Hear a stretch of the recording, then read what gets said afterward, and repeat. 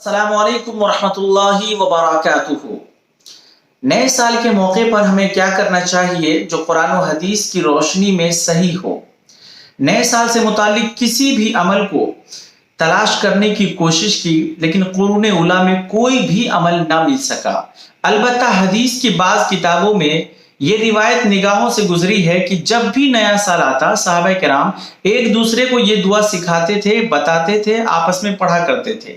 ہم بھی اس دعا کو پڑھیں تاکہ ہمیں بھی رحمت اور برکت حاصل ہو۔ دعا یہ ہے: اللہم ادخلہ علینا بالامن والایمان والسلامت والاسلام ورضوان من الرحمن وجوار من الشیطان۔ اس دعا کو ہم خوب پڑھیں، اس دعا کو پڑھیں تاکہ ہمیں بھی رحمت اور برکت حاصل ہو۔ اگر آپ اس نئے سال کے موقع سے ایک دوسرے کو مبارکباد دینا چاہتے ہیں تو دے سکتے ہیں، یہ مباح ہے، لیکن یہ سنت نہیں ہے اور نہ ہی ضروری ہے۔ لیکن اگر آپ دینا چاہتے ہیں مبارکباد تو دے سکتے ہیں۔ محرم الحرام اسلامی سال کا یہ پہلا مہینہ ہے۔ ہمیں اسلامی سال اور تاریخ یاد رکھنا چاہیے۔ بہت سے حضرات شمسی تاریخ اور مہینہ یاد رکھتے ہیں، لیکن اسلامی تاریخ اور مہینہ یاد نہیں رکھتے ہیں۔ ہمیں اس کی حفاظت کرنی چاہیے۔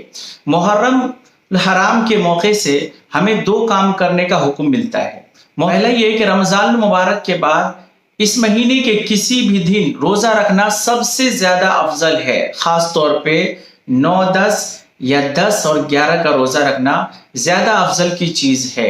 اللہ کے رسول صلی اللہ علیہ وسلم نے ارشاد فرمایا کہ جو شخص بھی عاشورہ کا روزہ رکھے گا، میں امید رکھتا ہوں کہ اللہ تبارک و تعالیٰ اس کے پچھلے 1 سال کے گناہ معاف فرما دیں گے۔ اور دوسرا حکم یہ ہے کہ جو شخص بھی عاشورہ کے دن اپنے اہل و عیال پر کھانے پینے میں وسعت کرے گا، اللہ تبارک و تعالیٰ اس کی وجہ سے پورے سال اس کے رزق میں وسعت فرمائیں گے، رزق میں فراخی فرمائیں گے، اللہ تعالیٰ اسے خوب عطا فرمائیں گے۔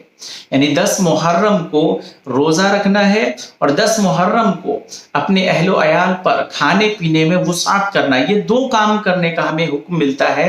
اور ایک اس دعا کو پڑھیں، اور دوسری چیز کہ ہم اسلامی تاریخ اور مہینے کو یاد رکھیں۔ دعا کیجیے اللہ تعالیٰ ہم تمام کو عمل کرنے کی توفیق عنایت فرمائے۔ السلام علیکم ورحمۃ اللہ وبرکاتہ۔